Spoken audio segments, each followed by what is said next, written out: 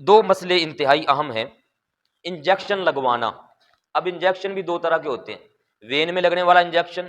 اور جسم میں ماس میں لگنے والا انجیکشن۔ جو وین میں لگتا ہے اس کے بارے تو اکثر ہمارے علماء نے فرمایا کہ روزہ ٹوٹ جائے گا، کیونکہ اس کا تعلق ڈائریکٹ دل کے ساتھ جڑتا ہے جا کے،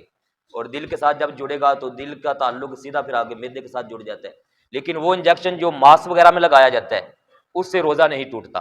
اس سے وہ علماء کرام جو خاص کر احتیاط بتاتے ہیں وہ دونوں انجیکشنوں کے بارے میں احتیاط بتاتے ہیں، اور میں بھی اکثر بھائیوں کو یہی مسئلہ سناتا ہوں۔ پچھلے رمضان میں نے یہی مسئلہ سنایا تھا کہ عبادات کے اندر جہاں پر اختلاف آ جائے، کیونکہ انجیکشن یہ ایک نئی ایجاد ہے، پرانے دور کے اندر انجیکشن تو تھا نہیں، پیارے نبی کریم صلی اللہ علیہ وآلہ وسلم کے دور مبارک میں تب جو چیزیں تھیں ان پر حکم واضح ہو گیا۔ اب انجیکشن یہ نئی ایجاد،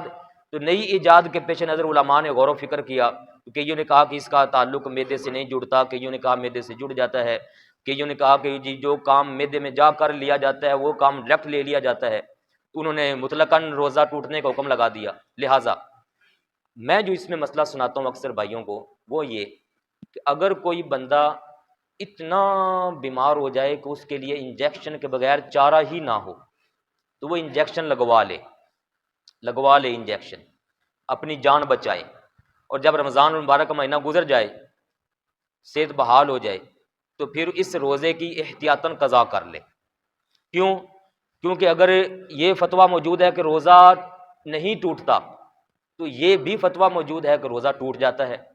تو لہٰذا احتیاط بہتر ہوگی کہ بندہ اس صورت کی طرف چلا جائے جس میں تسلی ہو، دل کو یقین ہو جائے کہ میں نے کامل طریقے سے اپنے روزے کو پورا کر لیا ہوا ہے۔ تو کامل انداز میں ایسے ہی پورا ہوگا کہ اگر مجبوری بن گئی تو انجیکشن لگوائیں، ڈرپ لگوانی پڑ گئی ہے تو ڈرپ لگوائیں، گلوکوز کی بوتل وغیرہ لگوانی پڑ گئی لگوائیں اگر مجبوری ہے، لیکن وہ روزہ پھر احتیاطاً بعد میں قضا کر لیا جائے تاکہ تسلی ہو کہ میرا روزہ اللہ پاک کے فضل سے وہ ہو گیا ہوا ہے۔